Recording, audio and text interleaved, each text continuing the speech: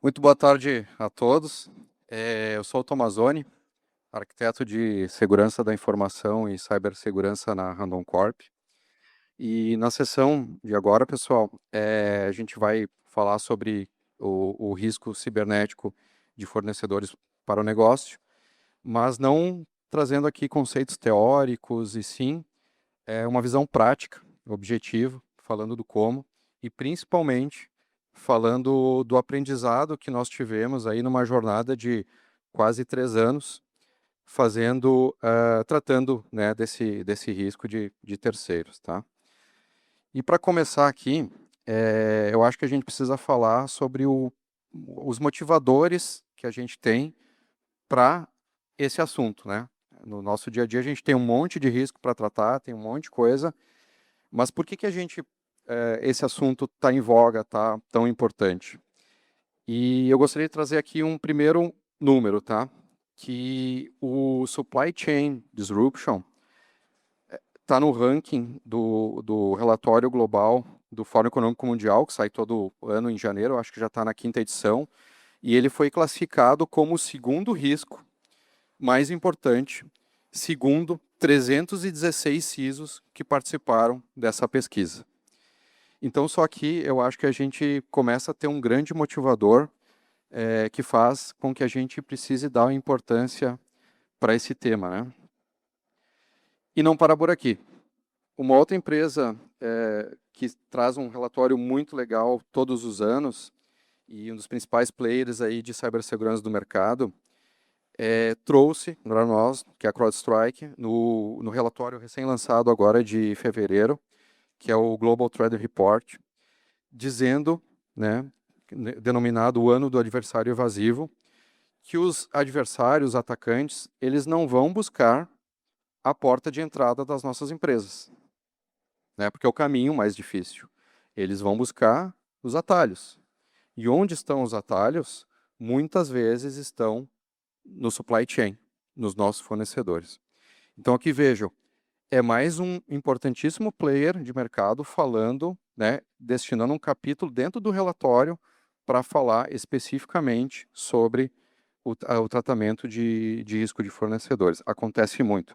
E o que eles estão trazendo aqui é a confiança inerente em parceiros da cadeia de suprimento, softwares legítimos e sistemas internos. É isso que os atacantes estão vendo. Tá? Bom, eu acho também importante a gente entender que esse é um problema que ele não é de agora, ele vem de muito tempo, né? E aqui eu gostaria de trazer uma linha do tempo para a gente começar a entender o porquê que isso aqui é importante e por que que tem escalado, né? Então, o que que eu trouxe aqui? Essa linha do tempo, começando em 2019, nós tivemos um incidente bem importante. A Microsoft classificou como um dos incidentes mais complexos, né, que já teve naquele momento, envolvendo a SolarWinds, onde teve um código malicioso no software Orion, né, e isso aí acabou impactando cerca de 18 mil clientes. É muita coisa. Pulei aqui 2020, teve 2020 também, mas indo para 2021, uma empresa também muito importante de serviços gerenciados, que é a Kaseya, ela teve o software de acesso remoto dela, que ela utiliza para atender clientes, com acesso indevido e acabou impactando mais de 1.500 clientes, né? E aqui teve um impacto grande porque foi ransomware em vários clientes, né? Seguindo aqui, o Okta, né, um gigante também aqui, foi vítima, né, de um acesso indevido de credencial capturada, acabou impactando aí cerca de 366 clientes. Um pouquinho mais à frente, 2023, a gente teve o caso da Movit. Esse também ficou muito conhecido, porque o software da Movit, que desculpa, o software da Progress, que é o Movit, ele era utilizado por diversas consultorias, inclusive as maiores consultorias de mercado, para transferência de arquivos. E naquele momento teve um incidente e várias organizações também, que 2.700 organizações tiveram dados roubados. Seguindo, em 2024, outra gigante agora de dados, a Snowflake, também teve um incidente, comprometimento de acesso e levou à exposição de dados de vários clientes, né, que acabaram tendo problemas de extorsão de dados por cybercriminosos. E por fim, para a gente fechar aqui até 2025, eu acho que é o caso que está na memória de todo mundo e que envolveu o Bacen, né? Todo mundo acho que lembra daquele caso do ano passado, mas na verdade o que aconteceu foi com uma empresa de software chamada CIM, né? Provedor de PSTI, que acabou impactando aí pelo menos 4 instituições financeiras e resultou aí num incidente estimado em 800 milhões de reais. Então aqui, vejam, a gente está tendo cada vez mais incidentes com terceiros, mas não vem de agora, vem de muito tempo. Bom, e aí, por que que é um risco difícil de mitigar? Porque é um risco herdado. É um risco herdado. A gente não controla o fornecedor, mas a gente herda a superfície de ataque, a vulnerabilidade e principalmente o impacto. Então, de tudo que eu falar aqui, eu acho que é importante a gente sair com essa mensagem. É difícil porque é um risco herdado. É diferente de quando está dentro da nossa casa que a gente consegue controlar. E mais um dado importante, esse aqui é um pouquinho mais antigo, mas ele é bem importante, porque a Security Scorecard, um dos principais provedores de TPRM, trouxe no relatório dela que 35,5% dos incidentes tiveram origem em terceiros em todo o ano de 2024. É bastante coisa. Bom, e aqui eu gostaria de falar um pouquinho sobre qual que é o impacto que a gente pode ter dentro da nossa empresa se a gente tiver um incidente com terceiros. O que mais acontece de impactante, né? E aqui eu dividi perdas financeiras de um lado e danos reputacionais de outro. Em perdas financeiras, o que mais acontece é perda de receita por paralisação das operações. Aqui eu estou falando de ransomware, geralmente é ransomware aqui, ou pode ter também ser DDoS. Extorsão por resgate de dados vazados, isso é quase sempre, todo atacante busca dados. Multas, né, porque a gente tem legislação, dependendo da indústria que a gente está atuando, um pouco mais, um pouco menos. Perda de valor de mercado, se a gente estiver falando de empresas que são listadas na Bolsa de Valores. E quebra de contrato, né, e o que é bastante impactante na questão financeira. Do outro lado, a gente tem danos reputacionais e geralmente eles vêm com mancha na imagem e perda de confiança. E aqui depende muito da indústria que a gente está. Algumas são mais impactadas com esse tipo de dano reputacional do que outras, né? Um varejista, por exemplo, sempre é mais impactado porque perde muito a confiança na marca, por exemplo, né? Mas todo mundo acaba, quem tem esse impacto, né, acaba tendo esse dano. E aqui eu gostaria de fazer um questionamento para todos, porque muitas vezes a gente não se dá conta da quantidade de terceiros que a gente tem dentro de casa e da criticidade que é isso. Mas se a gente fizer uma reflexão, a gente tem 2 coisas importantes para tratar aqui. Primeiro, a nossa operação e segundo, os dados. Eu tenho certeza que aqui nessa sala, todo mundo deve ter parte da sua operação, seja de recebimento de produto, de expedição, da operação, enfim, do varejo, na área de saúde. Certamente tu tem algum sistema que está em nuvem, que daqui a pouco tu não olhou para a segurança dele, por melhor que seja o fornecedor, né? O processo também com um monte de APIs que a gente tem hoje integrando para tudo que é lado. E se para uma API dessa, a gente já parou para ver como é que está essa API, as integrações, né? E do outro lado, os dados.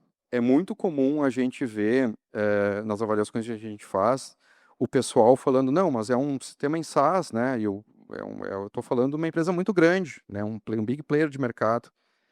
Mas muitas vezes, se a gente olhar somente para o fornecedor e não para a solução, onde tem para apertar parafuso, a gente não sabe como é que estão os nossos dados lá. Será que a gente viu se naquele aplicação SaaS a gente permitiu exportar dados ou não? Então, olhem também para os dados que estão na mão de terceiros. Olhem para os dados que estão na mão de terceiros. Bom, falei um monte de problema aqui, falei que é importante. Está todo mundo falando, né, no Fórum Econômico Mundial. Mas assim, eu não quero trazer aqui só o caos e não falar da solução, né? Então, Tomazoni, o que que a gente faz para mitigar o risco herdado que a gente já sabe que é difícil? E a resposta que eu dou para vocês é avaliar e melhorar a segurança dos fornecedores. Não tem muito o que fazer diferente disso. E eu vou mostrar como que a gente faz. Mas antes disso, uma coisa muito importante. É muito comum, empresas de cibersegurança falarem de software, de tecnologia para avaliar fornecedor, somente fornecedor, e isso é um erro. Então, aqui eu estou trazendo para vocês. Não olhem para o fornecedor somente. Sempre olhem para o produto ou serviço que vocês estão contratando. Porque não adianta de nada a gente confiar numa empresa que ela provavelmente pode ser muito boa se a gente não apertar os parafusos, se a gente não fizer o hardening dentro da aplicação. É muito comum a gente ver, por exemplo, um software em nuvem que a gente contrata e a gente não integrou com o nosso IDP, com o nosso Azure AD, por exemplo. A gente não foi lá e configurou para ninguém exportar os dados, a gente não configurou uma matriz de acesso, né, um controle de acesso bem feito com perfis de acesso. Então é muito importante a gente avaliar o produto ou serviço em conjunto com o fornecedor. O fornecedor reflete muito da segurança do produto ou serviço. Mas não basta a gente olhar para o fornecedor e ver que ele tem uma certificação, que ele é líder de mercado. A gente tem que olhar para o hardening que a gente vai fazer dentro do produto e deixar o produto que a gente usa seguro. Bom, e como é que a gente está avaliando hoje na Randon? O que a gente faz? Vou compartilhar um pouquinho aqui do que a gente tem feito para tratar esse problema, tá? A gente avalia 7 coisas, tá? Eu vou começar por aquilo que a gente avalia mais, que é software em nuvem, tá? O que é importante? A gente vê se o fornecedor tem um plano de continuidade de negócio, se ele tem proteção de dados, se ele permite autenticação integrada com o nosso IDP. Isso é muito importante, porque a pessoa sai da empresa e está em casa e continua acessando e a gente não sabe. Se ele tem um AF, né? Se ele tem um pentest, um CSPM, se ele faz testes de SAST, etc. Então, aqui, a minha indicação é olhem para aplicações em nuvem. O software on-premises também é muito importante. A arquitetura do software é interessante a gente ver para ver se não tem componentes de software que são vulneráveis. É muito comum ver fornecedores que trabalham com componentes de software legados e vulneráveis e tem uma arquitetura não ideal para a segurança. Então, a gente tem que criticar também isso e deixar vir softwares on-premise para dentro de casa quando eles forem seguros. Consultoria e implementador. É muito comum também a gente dar na mão do fornecedor, de uma consultoria, do implementador, um acesso privilegiado e a gente não sabe sequer se ele está guardando num cofre de senhas. E aí o que acontece? Teve uma palestra sobre InfoStealer agora há pouco, muito interessante. Isso cai na Deep Dark Web, não ficar sabendo, tem um acesso indevido.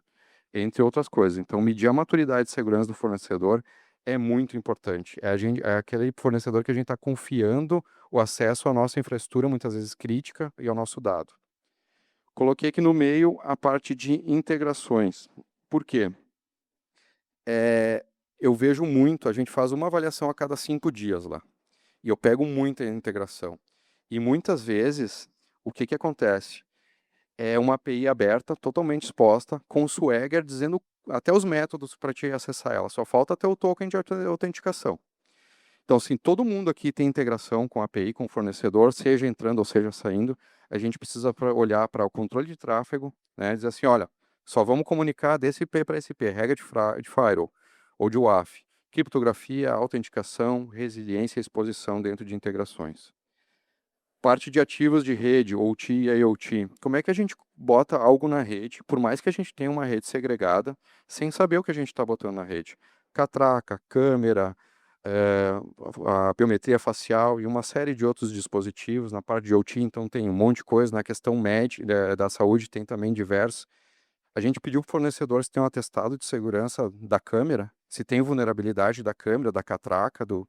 Então, é uma coisa importante para a gente olhar também. Data Lakes, BI e Analytics é onde está a fortuna das empresas hoje em dia, o dado mais importante. Então, como é que a gente está controlando o acesso à criptografia, a exportação dos dados, o backup, se a gente permite os usuários exportarem os dados ali, é muito importante e eu vejo muito Power BI aberto, que tu vai lá, clica com o botão direito, exportar, o cara salva na área de trabalho e ó, tá ali o dado, a gente não controla mais. E por último, aplicativo mobile, que casa muito também com software SaaS, é muito parecida a avaliação. Então, minha sugestão aqui, para quem estiver tratando desse risco, é avaliar a tecnologia dessa forma, nessas 7 categorias pelo menos, tá? E também é muito importante a gente ver como é que está o Security, Privacy, Compliance Standards de cada uma das empresas. O que eu estou falando aqui? Entender se as empresas utilizam algum framework de mercado, uma ISO 27000, SOC 2 Type 2, RIPA para quem é da saúde, PCI DSS para quem é do ramo financeiro, para ver se ela tem pelo menos uma certificação, ou se ela segue um framework. Isso fala muito da maturidade do fornecedor. Seguindo aqui, vamos falar aqui um pouquinho do como, e acho que aqui esteja a melhor parte da apresentação, porque aqui eu vou compartilhar de fato com vocês como que está sendo, como foi a nossa trajetória e como que eu indico resolver esse problema, né, de avaliação de fornecedores. Vamos lá. A primeira coisa que eu acho que a gente precisa fazer dentro de uma avaliação de risco de terceiros é entender quem são os terceiros e quem são os terceiros críticos, os principais fornecedores. Se a gente não tem isso, não dá para começar um trabalho. Então a gente começa mapeando e classificando os fornecedores quanto à criticidade. Primeiro passo. Posteriormente, a gente vai entender os requisitos que a gente deseja que o fornecedor tenha. Então, por exemplo, se a gente vai avaliar um software em nuvem, SaaS, a gente vai botar alguns requisitos lá, né? Por exemplo, a integração com o Azure AD, com o nosso IDP, porque a gente controla o acesso de uma forma melhor e tem o MFA ali e a gente já resolve o problema. Um requisito obrigatório, e aí eu posso ter outros requisitos que eles podem ser somativos, né, numa nota para avaliação. Então, por exemplo, o AF, um pentest, um SAST, um plano de continuidade de negócio, uma certificação e assim por diante. Então, classifiquei quanto à criticidade, mapeei, elenquei os requisitos. Feito isso, a gente já dá um start. O próximo passo é a gente criar a avaliação. E não tem outro jeito, né? Eu desconheço outro jeito a não ser criando questionário. Simplesmente questionário. Então a gente vai fazer um questionário para cada um daqueles 7 itens que a gente mapeou. Software SaaS, software on-premises, integrações, etc. Porque vão ser perguntas diferentes. Eu não avalio um software SaaS da mesma forma que eu vou avaliar um dispositivo na rede, né? A gente tem até frameworks de segurança diferentes para avaliar isso. Então, no passo 2 é a gente poder criar os assessments para cada tipo de produto ou serviço que a gente vai avaliar. Depois disso, então a gente já tem um mapeamento, já avaliou os principais ali, recomendo começar pouquinho, pega os 5 mais importantes, faz os questionários e bota para teste. Então a gente vai começar a ter uma avaliação e a partir do pilar 2 aqui, a gente começa a ter um processo de avaliação de terceiros.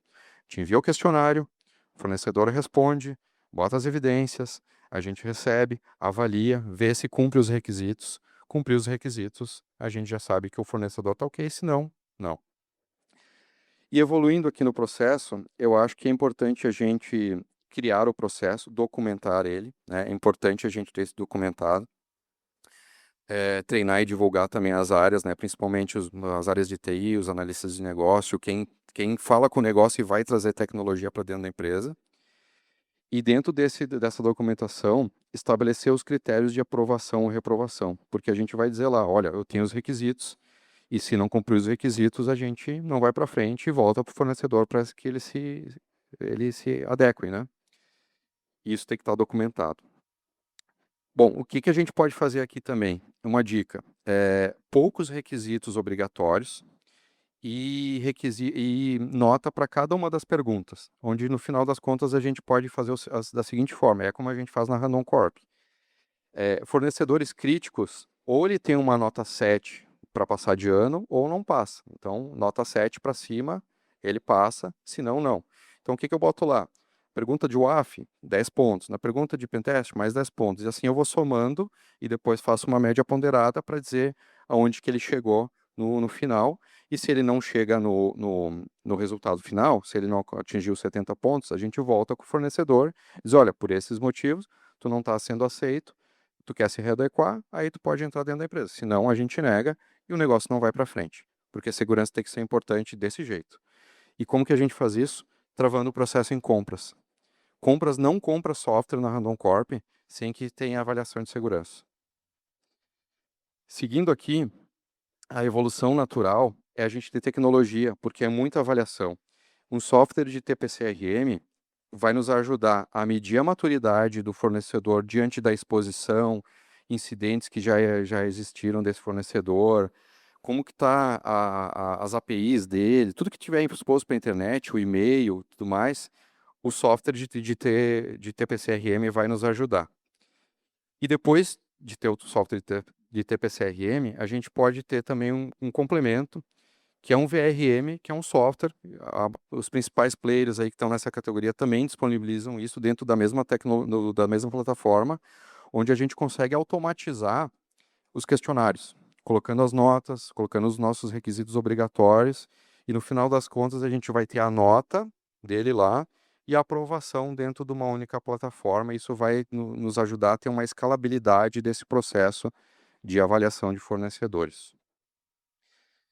Bom, se a gente chegar na coluna 4, a gente já está muito bem no processo, a gente está uma maturidade bem legal, mas a gente ainda pode aumentar isso.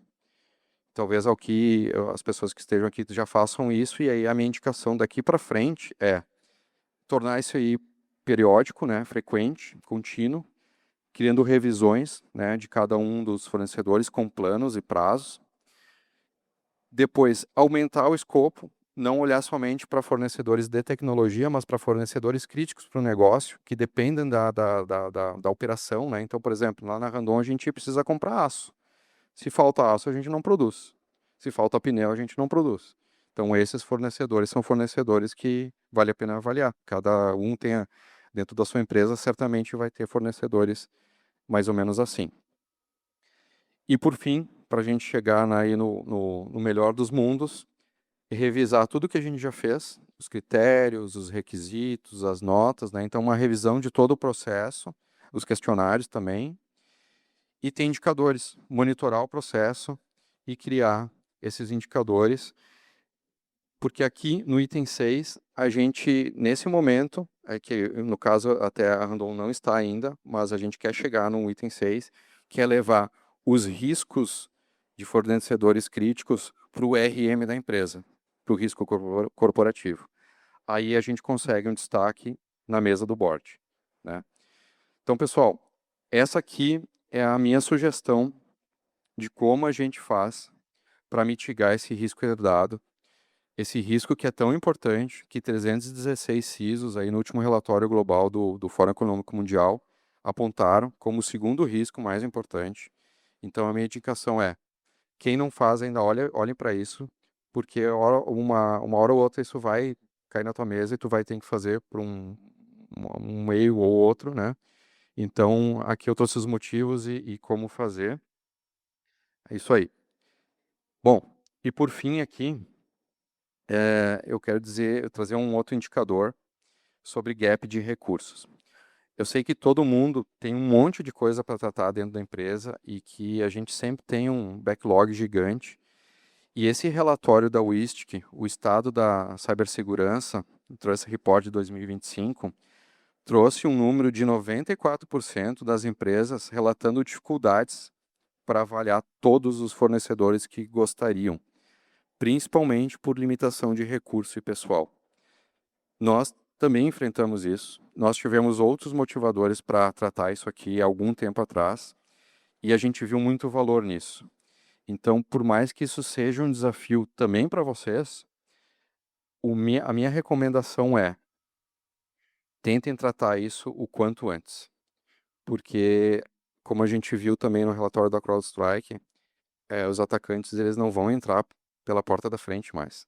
Eles vão tentar os atalhos, e o atalho muitas vezes está justamente no terceiro.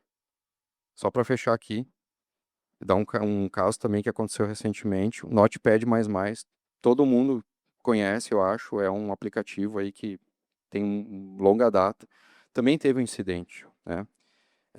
Ele estava lá para a gente fazer download, alguém atacou lá, um atacante, injetou um código malicioso e aconteceu no que aconteceu. O motivador desse aí foi uma nação, não foi direcionado, mas acontece muito, acontece o tempo inteiro, esse tipo de coisa.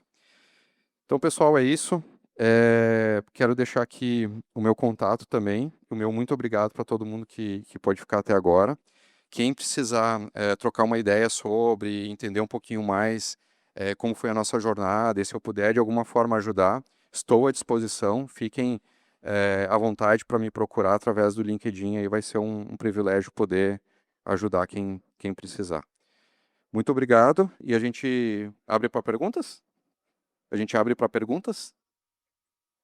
Temos que encerrar, então muito obrigado.